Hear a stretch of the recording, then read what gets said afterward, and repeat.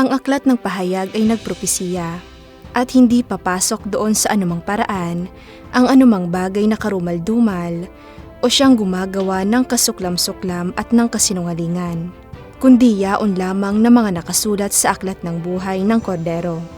Maraming mga Kristiyano ang hindi sigurado kung ang kanilang mga pangalan ay nakasulat sa aklat ng buhay. Paano makasigurado? Pag-usapan natin ito.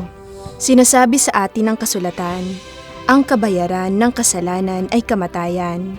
Ikaw at ako, lahat tayo ay nagkasala. Ang bunga ng kasalanan ay kamatayan. Kung wala ang resolusyon sa ating kasalanan, imposible ang pagpasok sa langit.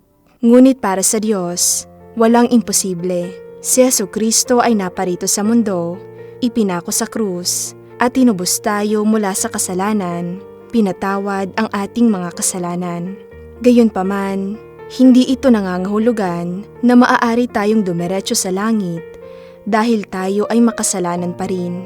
Kaya, paulit-ulit na sinabi sa atin ni Jesus, ako'y madaling pumaparito. Ano ang layunin ni Jesus na gawin sa kanyang pagbabalik? Nilalayo niya na ganap tayong iligtas sa kasalanan.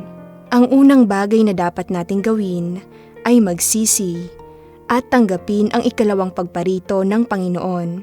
Tanging ang mga malugod na tinatanggap ang Panginoon, nagsisisi sa harap ng Diyos at tumanggap ng pagdadalisay at kaligtasan ng Diyos ang magkakaroon ng kanilang mga pangalan na nakasulat sa aklat ng buhay ng Kordero, at tanging sila lamang ang papasok sa kaharian ng langit at tatanggap ng buhay na walang hanggan.